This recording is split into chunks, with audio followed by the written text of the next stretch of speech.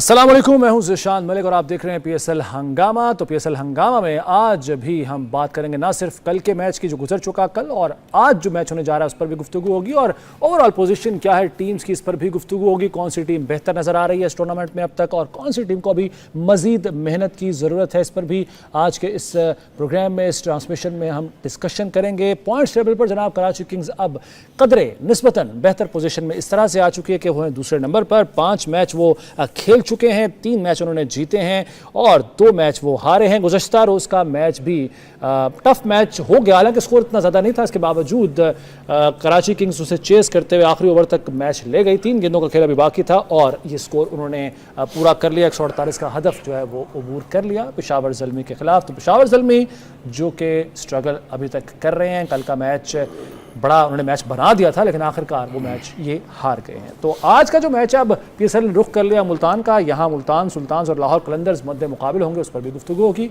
हमेशा की तरह मेरे साथ मौजूद हैं जनाब सलीम मलिक साहब और सकलैन मुश्ताक साहब, दोनों लेजेंड्स को अस्सलाम वालेकुम। मलिक साहब, कल की परफॉर्मेंस, पेशावर ज़ल्मी ने कोशिश बड़ी की मैच जीतने की, बॉलिंग अच्छी की, स्कोर हालांकि कम था। पहले तो ये बताएं कि स्कोर इस पिच पर आपके ख्याल में ये टोटल कम था, इसमें मजीद अगर होता स्कोर तो ये मुश्किल हो सकता था कराची किंग्स के लिए मैच? यार देखो, जब आप पहले 6 ओवर्स में 18 या 20 रन्स करेंगे तो मेरा ख्याल, मैं हमेशा कहता हूँ कि जब आप प्रेशर डालते हैं ना दूसरे वाले बैट्समैन पे, क्योंकि आप जब बहुत स्लो खेलते हो तो दूसरे वाला बैट्समैन कोशिश करता है कि मैं तेज़ खेलने की कोशिश करूँ और उसमें आप फिर विकेट्स गिरती हैं। अगर आप देखें, हम बाबर की बात करते हैं हमेशा, क्योंकि बाबर ने 20 ओवरों में 10 स्कोर किया हुआ था पहले, तो फिर वो प्रेशर ना चाहते हुए भी दूसरे बैट्समैन पे पड़ता है। तो वो आप देखें 6 ओवरों में 20 स्कोर, तो यही एक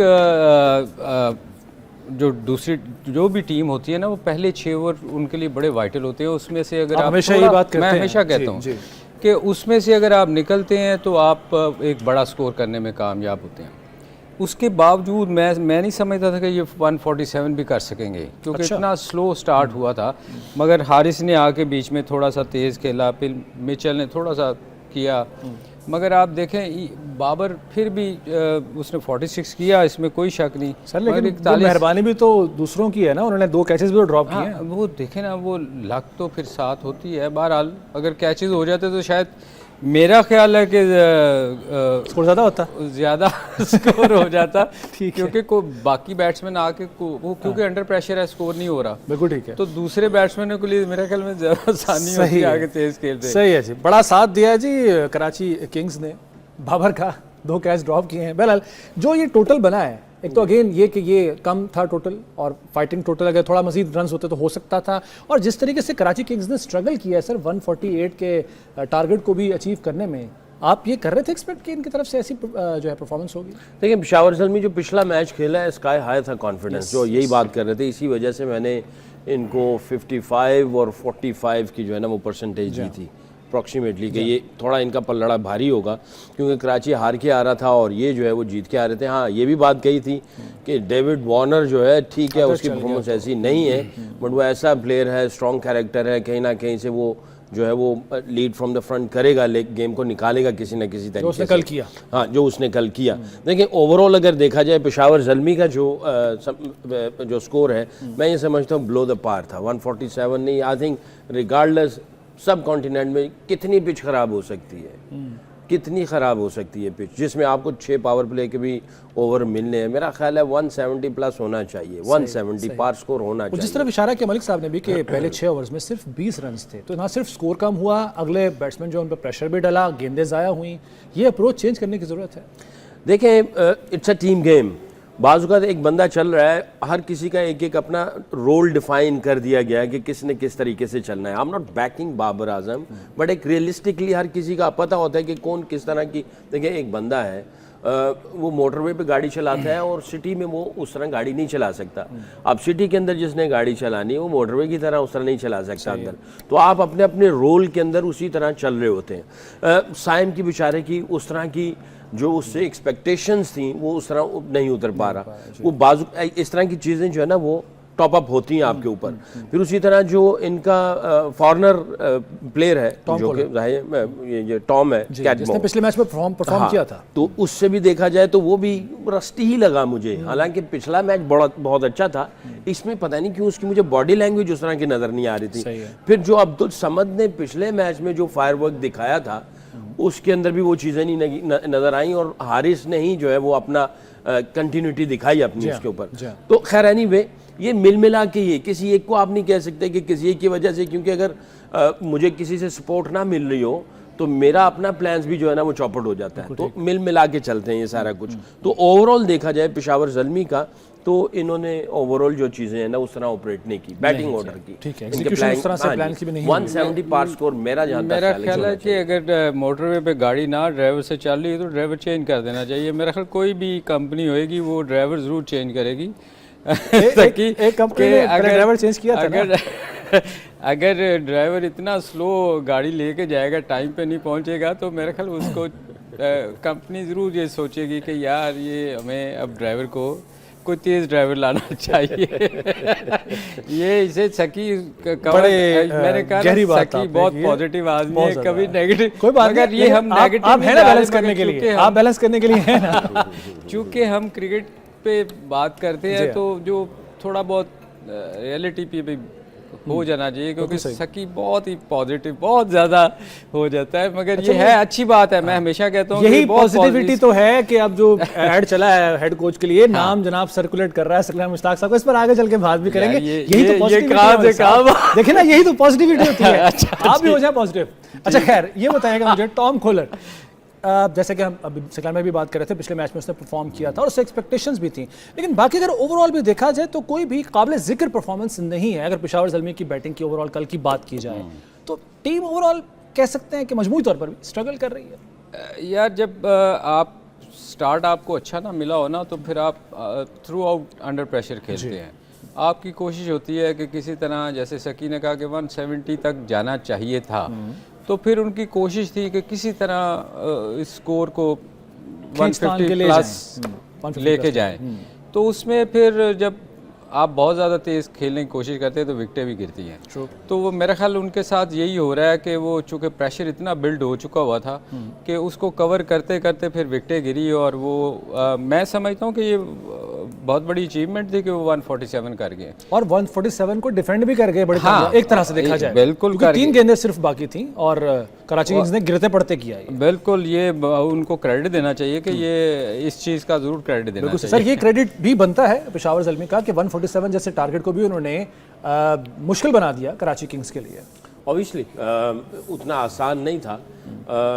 अक्सर ऐसा होता है कि जब पहली इनिंग्स होती है ना और जब दूसरी इनिंग्स को देखते हैं तो उसके अंदर आप देखते हैं कि क्या एलिमेंट्स उन्होंने डिफरेंट किए हैं। पहली इनिंग्स जब हो जाती है, दूसरी इनिंग्स के लिए कट एंड पेस्ट ही करना होता है। बिल्कुल सही, कि भाई ये आपने कर लिया, हमने उसको किस तरह से उसी तरह ही रेप्लिका करना होता है। अगर पहली इनिंग्स को आपके सामने आती, फिर आपको चीज़ें समझ आती हैं कि यार पिच का थोड़ा सा बिहेवियर, ये और वो सारी चीज़ों को आप कैलकुलेट कर रहे होते हैं। फिर आपको नज़र आता है कि यार इसमें से फॉर्मूला क्या होगा। बिल्कुल ठीक है। जैसे गाड़ी वाली मिसाल पे बैट्समैन ड्राइवर चेंज वाली बात हुई थी, तो उसमें एक चीज़ ये भी होती है कि जिस जगह पे बाउंड्रीज नहीं मिलती हैं तो फिर आप उस जगह पे आप जो है ना मनूवरिंग आप अच्छी करते हैं, दुक्के सिंगल चौके आप करके उसी स्ट्राइक रेट को या उसी टारगेट को अचीव करते हैं। कच्चे पे उतार लेते हैं। हाँ, कच्चे पे उतार लेते हैं, कहीं ना कहीं से रास्ता निकालते हैं आप। If you are a good driver, तो आपको फाइंड आउट करना ही है। क्यों, इसका आसान फार्मूला है। मैं जब कोच था तो मैं इनको अक्सर ये कहता था कि अगर आप देखेंगे ना किसी भी उस पर एनालिस्ट के पास तो एक ग्राफ होता है ऊपर जाने का, यानी किसी ने स्कोर बनाया तो यानी इधर ओवर्स लिखे होते हैं, ओवर्स और साथ में रन्स लिखे होते हैं टोटल, और फॉल ऑफ विकेट्स लिखी होती है। तो ऐसे ग्राफ बना होता है, ठीक, यहाँ से यहाँ जाने के लिए। जैसे ये 148 का ग्राफ था ऐसे, तो आपके पास 3 ऑप्शंस हैं। आप बैठ के 3 ऑप्शन सोच सकते हैं। पहला ऑप्शन ये है कि इसी को फॉलो कर जाओ, जो कि स्ट्राइक रेट, रन रेट को सामने देखते हुए, और उसका आप फॉर्मूला बनाते हैं कि हर ओवर में हमने इतना इस तरह करना है, और फिर आपके पास एक कम्युनिकेशन वो बन जाती है। ठीक है। दूसरा, अगर देखते हैं कि पिच थोड़ा सा वर्स्ट है तो आप उससे थोड़ा सा नीचे आ जाते हैं, थोड़ी सी चीज़ों को और कैलकुलेट करते हुए, विकेट्स इन हैंड सारा कुछ। तो जैसे फ़र्ज़ किया इसका जो ये 150 था, तो 150 का मतलब ये है 7 पॉइंट समथिंग का, ठीक है, तो अगर आप विकेट्स इन हैंड रखते हैं तो आप 5.5-6 तक चल रहे होते हो, सही, ठीक, सही, वो थोड़ा सा आप उस ग्राफ से नीचे आ जाते हो। ठीक है, लेकिन आपके और पास end में दूसरा मौका फॉर्मूला ये है कि आप 7 पॉइंट समथिंग है तो आप 8 पॉइंट समथिंग पर जाएं, पावर प्ले को देखते हो तो आप 3 फॉर्मूले आपके पास ऑटोमेटिकली आ जाते हैं ना। It's your call, head coach की कॉल है, कैप्टन की कॉल है कि इन तीनों फॉर्मूलों में से कौन सा लेके चलना है। बिल्कुल ठीक है सर। तो आई थिंक अगर बाउंड्री नहीं लग रही तो आप सिंगल दुक्के पे भी कर सकते हैं। गेंदें जाया ना तो आई करें। थिंक स्ट्राइक होती रहनी इन्होंने चाहिए। क्योंकि इनका कॉन्फिडेंस का हाई था ज़ल्मी का, इसीलिए इन्होंने फाइट आउट अच्छा किया। मगर Karachi, I think I give lot of credit to David Warner, उसकी जो बॉडी लैंग्वेज थी उसकी, हालांकि उसका फॉर्म लगी नहीं हुई। आप कह रहे थे कि लगता है ने बाबर आला वो जो 0-1-2 तो उसने जो है वो जिस तरह का भी खेला उसने स्ट्राइक रेट इसका ये नहीं है, ये इसका नेचुरल स्ट्राइक रेट नहीं है। वो जिस अंदाज से खेलता है, वन टेस्ट क्रिकेट में भी 3-3 4-4 चौके मारता है, उसने उस सब चीज़ों को देखते हुए छक्का नहीं है उनका, 4-8 चौके से और वो लेके रोटेट गया। देखें ना स्कोर, जैसे आप कह रहे हो रोटेट करना चाहिए ना, आप सिंगल भी नहीं कर रहे।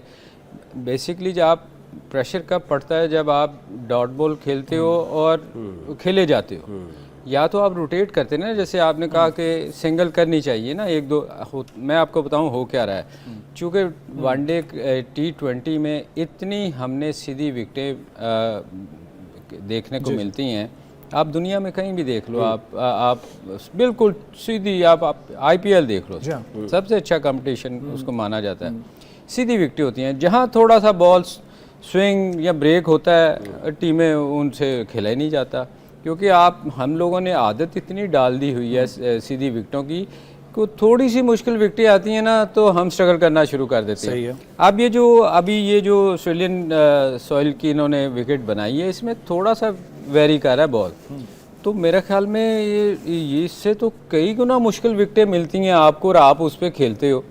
तो ये अब वो प्ले मेरे ख्याल में वो क्वालिटी नहीं आ रही प्लेयर्स की, वो शायद उस तरह मेहनत नहीं हो रही। अच्छा चले, खैर वो हम उम्मीद करते हैं कि वो आ जाएगी आगे। अब सकलाम भाई की तरह मुझे भी थोड़ा सा पॉजिटिविटी की तरफ मेरा भी अब ध्यान आना होना शुरू हो गया है।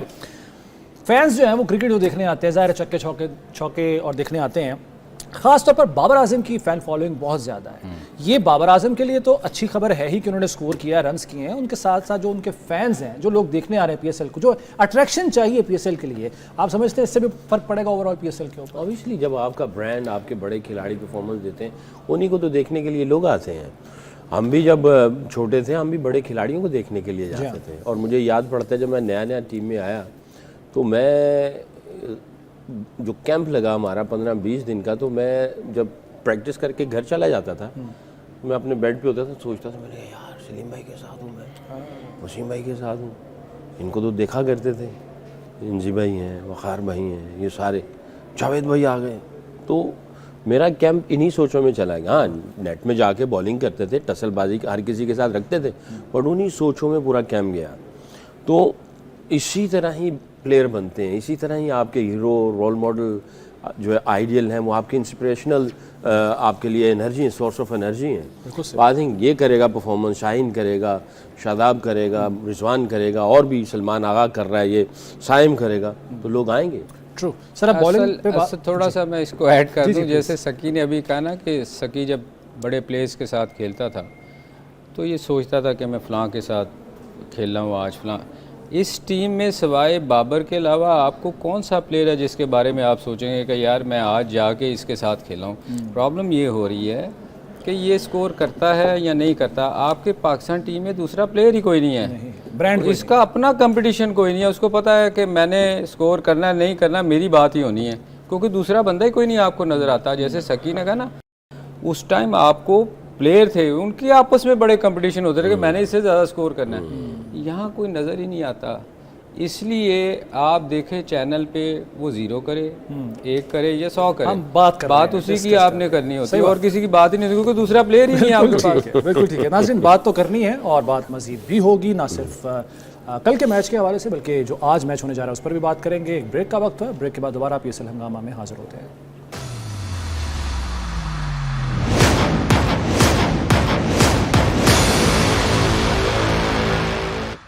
PSL हंगामा में एक बार फिर खुशामदेद कहते हैं। वैसे तो हमने आगे बढ़ना है, लेकिन बॉलिंग का शोबा ज़रा नज़रअंदाज हो गया है। मैं चाहूँगा कि ज़रा बॉलिंग पर भी मुख्तसरन बात कर लीजिए। सर जी, हसन अली आपके फेवरेट इस दफ़ा परफॉर्म नहीं कर पाए हैं। वैसे ओवरऑल अगर बॉलिंग को आप देखें, इसमें अब्बास आफरीदी ने अच्छी बॉलिंग की है, 3 विकेटें हासिल की हैं। खुशदिल शाह अच्छा परफॉर्म कर गए हैं, 20 रन दे के 3 ओवर्स में उन्होंने 3 विकेटें हासिल की हैं।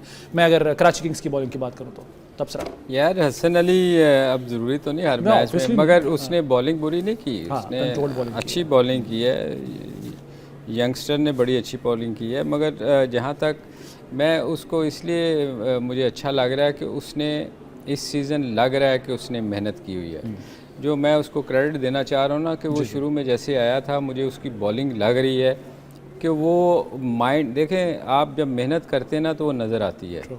तो एक चीज़ उसमें अच्छी नज़र आई है कि उसने गिव अप नहीं किया, उसने कम बैक किया। बाकी मैंने बहुत सारे फास्ट बॉलर को देखा है, उनकी पेस नीचे जा रही है। मैं नाम नहीं अभी फ़िलहाल लेना चाह रहा, आपको मैं बहुत दफ़ा ले चुका हूँ, मगर ये वाहद बॉलर है जिसकी मुझे अच्छी चीज़ ये लगी कि ये इम्प्रूव कर रहा है, ये वापस जा रहा है उस पेस पे जिससे ये स्टार्ट किया था इसने। तो इसलिए अल्लाह करे ये अच्छा बॉलर है और ये पाकिस्तान के लिए आगे भी कोई अच्छा कर सकता है इंशाल्लाह ताला। सर जी बॉलिंग इसका हसन अली का NCA में रेगुलर प्रैक्टिस करता था, तो मैं भी जाहिर है हमारा भी आना जाना रहता था, तो 1-2 दफ़ा गपशप लगी मेरी इसके साथ।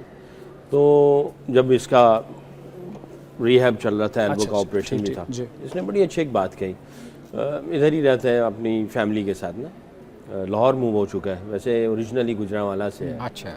तो मुझे कहने लगा मेरी वाइफ ने जो है वो मेरी बहुत हेल्प की इस मुश्किल वक्त में। खिलाड़ी जब उसको क्रिकेट ना मिले, ऊपर से इंजर्ड हो जाए और चीज़ें जो है उसके कंट्रोल से निकल रही हों, तो कहने लगा मेरी वाइफ ने बड़ी मुझे हेल्प की। उसकी जो ओल्ड मेमोरीज़ थी, उसकी जो पिक्चर्स थी, या उसके जो कोट्स थे, या उसके इंटरव्यूज़ थे, ये वर्ल्ड रैंकिंग में नंबर 1 भी रहा, तो वो कहने लगा कि एक वॉल बनाई है मेरी वाइफ ने, उसके ऊपर वो सारी चीज़ें रखी हुई हैं जो मुझे इंस्पायर्ड करती हैं, जिसकी वजह से मुझे 7:30-8 बजे अगर सुबह जाना है ट्रेनिंग के लिए तो मैं रेगुलर जाता हूँ, हर चीज़ को ऑर्गेनाइज करके रखती है मेरी वाइफ। तो ये ऐसी चीज़ें हैं जो पब्लिकली अभी उसने कहा तो नहीं है, बट मेरे साथ बात हो रही थी तो मैं उससे पूछा था ठीक हो, क्योंकि ये मेरी टीम का है, तो मैंने उसको कहा था तुमने मुल्तान जाना है, कहते नहीं मैं इधर ही हूँ, फैमिली को लेके कहाँ मुल्तान जाता। तो फिर मैंने इससे पूछा कि बताओ किसी चीज़ की हेल्प, कहने लगा यार मेरी वाइफ ने सारा कुछ मेरे लिए किया हुआ। फिर ये सारी बातें मैंने सुनी, तो आई थिंक बिहाइंड सक्सेस जो इसको मिल रही है उसकी वाइफ का जो है वो बहुत ज़्यादा हाथ है। तो अल्लाह इसको और इज्जत दे। वैसे उसको कंट्रोल उसकी वाइफ ही कर सकती है। तजुर्बा बोल रहा है मेरा। नहीं यार, वो जिस तरह का वो करता है ना हरकतें, कई दफ़ा बड़ी फनी किस्म की कर जाता है, मगर मुझे वो क्यूट लगता है। सर लूक वुड की बात कर लेते हैं, उन्होंने भी अच्छा परफॉर्म किया अगर आप पेशावर ज़ल्मी की बॉलिंग की बात करें तो। हाँ देखें, ये इनको अपनी स्ट्रेंथ का पता होता है, ये अपनी स्ट्रेंथ से इधर उधर नहीं जाते हैं, और जो है इसकी परफॉर्मेंसेस थोड़ी सी पैची रही जब ये इंग्लैंड की टीम में था, उसके बाद से ये कहीं पे भी जाता है बड़ा कंसिस्टेंट परफॉर्मेंस देता है। ठीक है। तो आई थिंक कल की इसकी जो बॉलिंग थी, आई वाज वेरी हैप्पी। इसने कुछ 14 तो जो है ना वो डॉट बॉल भी क्रिएट किए हुए, तो काफ़ी हाई नंबर है ये। आप देख लें कि तकरीबन 2.5 ओवर जो है ना इसने जो है वो डॉट बॉल क्रिएट किए हुए। बिल्कुल ठीक। तो इनको पता होता है, जो अच्छा बॉलर होता है ना, ख़ास तौर पर T20 में उसकी जो क्लास नज़र आती है, उसका पहला और आखिरी गेंद देखने वाला होता है, क्योंकि पहले गेंद पे और आखिरी गेंद पे पहला गेंद डिसाइड करता है कि आपका ओवर कैसे जाएगा, और आखिरी गेंद डिसाइड करता है कि आपका ओवर कैसा रहा। तो उसमें आपके जो कॉन्फिडेंस हैं या प्रेशर है, कितना प्रेशर क्रिएट किया या कितने अंडर प्रेशर चले गए, और अंडर प्रेशर आपने अगले गेंद कैसे रखे हुए। बिल्कुल ठीक। तो इसने जो गेंद किए, जितने भी ओवर किए, काफ़ी इंटेलिजेंटली इसने अपने प्लान्स को एग्जीक्यूट किया। भाई साहब, आप बड़े एक्सपीरियंस क्रिकेटर हैं, इतने अरसे से आप पाकिस्तान टीम का हिस्सा रहे हैं क्रिकेट।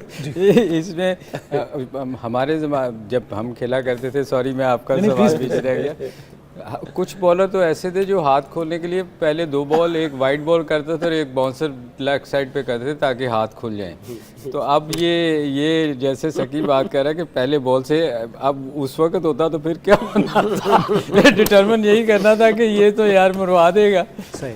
अच्छा, मैं अर्ज़ कर रहा था कि आप माशाल्लाह एक्सपीरियंस जितने हैं, आपने बहुत सारे कोचेस के साथ भी काम किया हुआ है, इंशाल्लाह मुमकिना हेड कोच को क्या आप मशवरा देना चाहेंगे, टिप्स देना चाहेंगे? यार वो मेरा ख्याल है सबसे जो खूबसूरत चीज़ सकी में मैं हमेशा जब भी मिलता हूँ कि वो बड़ा पॉजिटिव आदमी है, और हमें जो पॉजिटिव आदमी होता है ना वो फिर सबको साथ लेके चलता है, और ये वहद उस दिन भी मैंने एक बात कही थी कि कुछ लोग हमारे क्रिकेट बोर्ड में, मैंने कुछ कोचेस ऐसे देखे जिनको काम लेना नहीं आता। हाँ। ना वो लोग हर एक को एक ही नज़र से देखते हैं। मेरी एडवाइस नहीं, छोटा भाई है मेरा, मैं ये कहूँगा कि जब भी कभी किसी बंदे को भी आप सीनियर जूनियर को ना, उनको एक लेवल नहीं रखना चाहिए। बिल्कुल सही। आप उनको जो सीनियर है उनको रिस्पेक्ट देनी चाहिए। जो टीम में होते हैं ना, वो फिर आपके ख़िलाफ़ नहीं जाते। लड़ाइयाँ कहाँ शुरू होती हैं? जब आप सीनियर और जूनियर एक जैसा ट्रीट करते हैं। उनको फुल रिस्पेक्ट दें, उनसे काम लें। ठीक है। और काम लेने का तरीका यही है कि आप उनसे प्यार से काम लें, क्योंकि जब आप किट वर्दी उतार देते हैं ना किट, तो फिर वो जो जूनियर लड़का अंदर खेल रहा होता है ना, वो कहता है कि मैं हूँ, आप नहीं है इस वक्त। अच्छा मलिक साहब, मैं इससे पहले सर आपकी तरफ आऊँ, मैं एक चीज़ बता दीजिएगा, आपके ख्याल में जो पाकिस्तान क्रिकेट है या पाकिस्तान क्रिकेटर्स है ख़ास तौर पर, इससे एक देसी कोच, मैं जिसे लफ्ज़ इस्तेमाल करूँ, या फिर जो इम्पोर्टेड कोच यानी बैरून मुल्क से आया हुआ कोच, वो ज़्यादा बेहतर तरीके से हैंडल कर सकता है, चला सकता है, सिखा सकता है दूसरों को? यार देखो, बाहर से बहुत तजर्बे किए हैं इन्होंने, तो मेरा नहीं ख्याल कि इनको कोई फ़ायदा हुआ है। और वो देखे, और ना उनकी कोई चीज़ स्टेज पे होती है, वो आते हैं, एंजॉय करते हैं, उनको कोई फ़र्क नहीं पड़ता। देखे ना, लेट से अगर सकलैन है या कोई भी कोच हमारा पाकिस्तान का है जी, उसको ज़्यादा तकलीफ़ होएगी पाकिस्तान के हारने की, ना कि एक फॉरनर तो आएगा, वो पैसे लेगा और चला जाएगा, सही है, बाहर में जाओ। मगर यहाँ का जो लोकल बंदा होएगा, एक तो कम्युनिकेशन उसकी बड़ी अच्छी होती है अपने प्लेयर को समझाने में, प्लस वो उसको तकलीफ़ होएगी अगर टीम हारेगी। तो इसलिए मेरे ख्याल में अपने लोगों को, जिन्होंने पाकिस्तान की बहुत खिदमत की है, इन सब लोगों ने बहुत खिदमत की है ना जी, तो जब आपको कुछ उसका सिला मिलना चाहिए, तो आप बाहर से लोगों को ला के, वो क्यों बाहर और को मुल्कों में क्यों नहीं इस तरह? दूसरे मुल्कों की टीम्स हमारे खिलाड़ियों को, सीनियर प्लेयर्स को ले जाती हैं, उनसे सीखती हैं, उन्हें यूटिलाइज करते हैं। इससे असलम मुश्ताक साहब इंशाल्लाह फिर बन रहे हैं जी हेड कोच। यार ये खबरें हैं, मुझे I have no idea honestly, कोई पता नहीं है। खबर चल रही, पहले भी खबर चल रही थी, ये जो मेरा ख्याल है न्यूजीलैंड टूर पे जाने से पहले भी ये खबर चली थी, अभी फिर खबर चली है। आई डोंट नो ये खबर चला कौन रहा है। आप जिम्मेदारी कबूल करेंगे ये इंशाल्लाह? अभी कुछ पता ही नहीं है। देखिए, मैं इसको देखूंगा, सोचूंगा, समझूंगा। देखिए, क्योंकि क्रिकेटर, देखिए एक सिंपल सी बात है, जो खिलाड़ी है वो हमेशा चैलेंज लेता है, क्योंकि क्रिकेट में चैलेंज है। अगर आप चैलेंज नहीं ले सकते हो, आप कुछ नहीं कर सकते। एक चीज़, दूसरी चीज़ ये होती है, खिलाड़ी को जब वो किट पहनता है तो उसके सीनियर माथे पे स्टार होता है। आप अपने आप को पाकिस्तान के लिए रिप्रेजेंट कर रहे हो, और ये ऐसी जगह है जिसके ऊपर आप सब कुछ कुर्बान करना चाहते हो। हर खिलाड़ी की, मैं ये समझता हूँ कि ये एक उसके अंदर एक बिल्ट इन चीज़ होती है। जब आप वो पाकिस्तान की वर्दी पहन लेता है, उसका देखने का अंदाज डिफरेंट हो जाता है। And it's a great honour, it's a great honour to serve your own country.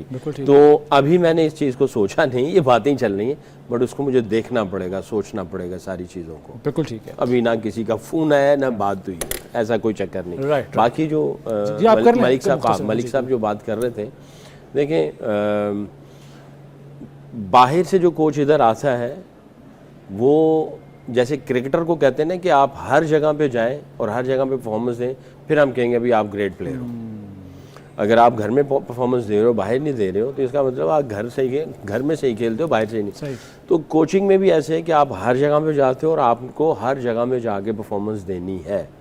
ठीक, जब बाहर वाला अंदर आता है तो हमारी जिम्मेदारी है कि अगर वो अंदर आ रहा है तो उसका एक प्रोटोकॉल हो और उसका एक सिस्टम हो, उसको पूरा असेस कर लिया जाए कि क्या आया, ये काम करने के लिए आ रहा है या एंजॉय करने के लिए आ रहा है, उसके अंदर कितनी स्किल्स हैं, क्या उसकी स्किल्स जो हैं वो यहाँ पे अपनी ट्रांसफ़र कर सकेगा कि नहीं, उसको हमारा कितना पता है, ज़ुबान का कितना पता है।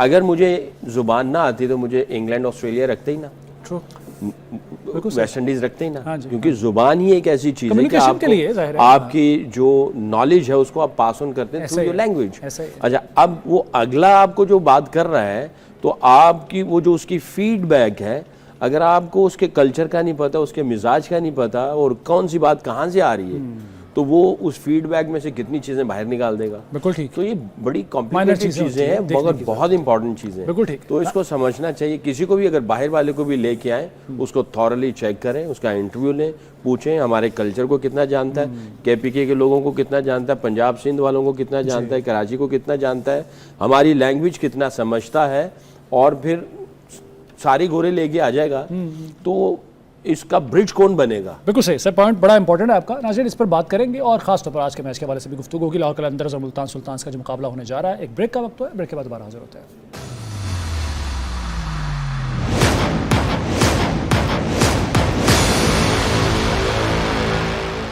एक बार फिर खुशामदीद कहते हैं आपको पीएसएल हंगामा में। तो आज एक हंगामा खेज मैच होने जा रहा है, मुल्तान सुल्तान्स और लाहौर कलंदर्स मध्य मुकाबले होंगे और मुल्तान में ये मैच होगा।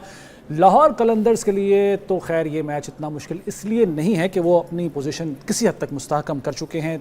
इस वक्त तीसरे नंबर पर हैं वो पॉइंट्स टेबल पर, 3 मैचेस खेले हैं, 2 जीते हैं, 1 हारे हैं। लेकिन मुल्तान सुल्तान्स ने 3 मैच खेले हैं, कोई मैच अब तक वो नहीं जीते हैं। नेट रन रेट उनका -2.941 है। तो मलिक साहब, डू और डाई किस्म का मैच है ये मुल्तान सुल्तान्स के लिए, मोहम्मद रिजवान के लिए बड़ा चैलेंजिंग होगा।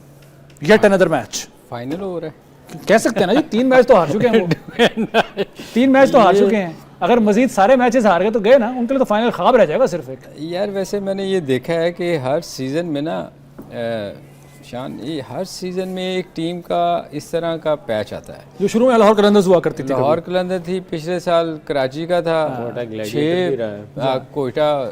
अब ये मुझे लग रहा है कुछ इनका भी इसी तरह काम चल रहा है।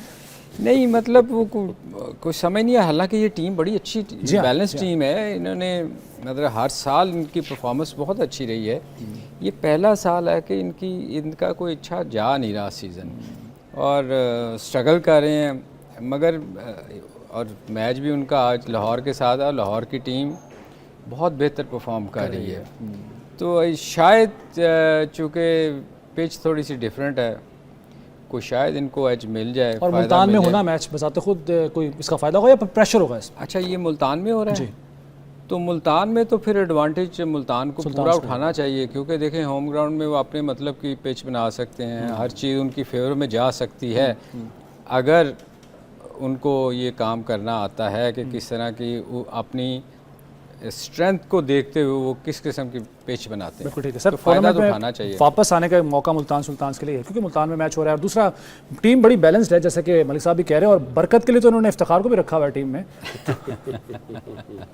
नहीं, इफ्तिखार की पास में परफॉर्मेंसेस बहुत अच्छी हैं, इस मरतबा उस तरह के रिजल्ट्स प्रोड्यूस नहीं कर पा रहा। जिस तरह का पहला मैच खेले ना, 240 आई थिंक 230 234 था, 234 वो जो किया वो, उसके बाद जो है ना अगली जो इनिंग शुरू हुई है वहाँ से जो है वो सारी चीज़ें इनके खिलाफ ही चल रही हैं। एक इनिंग खेली है, उसके बाद जो है वो उनकी बॉलिंग और दोनों तरफ से हुआ है। कभी ये है कि गालिबन इस्लामाबाद यूनाइटेड के खिलाफ इनकी बैटिंग नहीं चली, उधर उनकी बॉलिंग नहीं चली। अगर एक तरफ से इशू चल रहा हो ना तो फिर बात समझ में आती है कि यार बैटिंग क्लिक नहीं कर रही, बॉलिंग बहुत अच्छी चल रही है। तो ऐसा हुआ 3 मैचों में बैटिंग और बॉलिंग दोनों तरफ से एक्सपोज हुए हैं। ये जब ऐसे इश्यूज आने शुरू हो जाएं तो उसके लिए जो है ना फिर आपको जो है वो, अगर कोई बेंच के ऊपर कोई आपको नई चीज़ नज़र आ रही है, कोई ऐसा है, उसको चांस देना चाहिए। But I think out of skin खेलना पड़ेगा इनको। लाहौर के अंदर आई थिंक डेफिनेटली उनका कॉन्फिडेंस इनसे जो है वो ज़्यादा होगा। मैं अक्सर ऐसी जब ऐसी सिचुएशन आ जाती है तो मैं हमेशा ये कहता हूँ कि अगर स्केल में अगर आप बिलीफ को तोलना चाहें टीमों का, तो जिसका बिलीफ हैवी होगा वो आपको मार देगा। तो इस वक्त अगर स्केल में देखा जाए तो लाहौर कलंदर का जो बिलीफ है वो मुल्तान सुल्तान के बिलीफ से हैवी लग रहा है। तो इनको करने के लिए स्किल्स तो है ही है, इनको आपस में बिलीव करना पड़ेगा, एक दूसरे पे भी, अपने प्लान्स के ऊपर भी, अपनी स्किल्स के ऊपर भी, और मिल के खेलना पड़ेगा अगर लाहौर कलंदर को मारना है, वरना इनके लिए बहुत मुश्किल होगी। सही। अच्छा, चूंकि जो फ्रेंचाइजेज हैं जाहिर है उनके ऑनर्स का रोल तो होता है, किरदार होता है। अब इसमें भी ये खबरें भी आ रही हैं कि वो बहुत इंटरफेयर करते हैं जो टीम के फैसले हैं, और इसका फिर नेगेटिव इम्पैक्ट होता है टीम की परफॉर्मेंस पर। अब जाहिर है आप भी रहे हुए हैं, कोच रहे हुए हैं, आप पेशावर ज़ल्मी के भी रहे हुए हैं, तो क्या ये ऑनर्स जो है करते हैं इस तरह से? आई थिंक मैं जब तक था तो पेशावर ज़ल्मी जो है उसका जो वो जो ऑनर शॉनर है वो इस साइड में नहीं आते थे। अगर ऐसा हो रहा है तो मेरा ख्याल है कि जो स्पोर्ट्स स्टाफ है आई थिंक उनको जीरो टॉलरेंस रखना चाहिए, उनको कहें भी ये हमारी डोमेन है, तुम्हारी डोमेन को छोड़ रहे हैं, तुम उसको छोड़ो, ये हमें करना बिल्कुल ठीक है। फिर हायर एंड फायर जो भी है, बिल्कुल ठीक आपने अगर सैक करना है, फायर करना है, वो कर Obviously, दिएगा, हाँ। काम हमें अपना करना है जो हमारा काम। अगर रिजल्ट चाहिए तो अगर जाहिर है फिर। हाँ जी, अली तरीन साहब ये बिल्कुल ठीक कह रहे हैं। देखें, आपकी डोमेन नहीं है ना ये, आपने अगर बंदे रखे हैं जो जिस काम के लिए, अगर तो वो अच्छा काम नहीं कर रहे, हर साल आपको अच्छा रिज़ल्ट देते रहे हैं, अगर एक साल वो थोड़ा सा परफॉर्मेंस अगर बुरा गया है, तो मेरा नहीं ख्याल कि किसी भी ऑनर को बहुत ज़्यादा इंटरफेयर करना चाहिए, क्योंकि उससे क्या होएगा कि आपकी टीम ज़्यादा ख़राब होएगी। आप जब बहुत सारे लोग आके आपको मशवरा देंगे या अपनी मर्ज़ी की टीम खिलाएंगे, तो फिर खास रिजल्ट तौर पर जो खेल को नहीं समझते, जो नहीं जानते, वो अगर मशवरे देना शुरू हो जाएंगे ऑब्वियसली जब आप क्रिकेट को अंडरस्टैंड नहीं करते तो फिर आप गलत मशवरे ही देंगे ना। तो आप, मैं इसलिए कह रहा हूँ, जो स्टाफ आपने रखा हुआ है वो आपने सोच समझ के ही रखा है ना, तो उससे उनका काम है कि क्या चेंज करनी है, किसको खिलाना है, किसको नहीं खिलाना। तो मेरे ख्याल ऑनर को चलें सर, इतना ये तो ज़्यादा नहीं हो आना गया मुख्तसरन। आपकी टीम कौन सी है आज के मैच के लिए?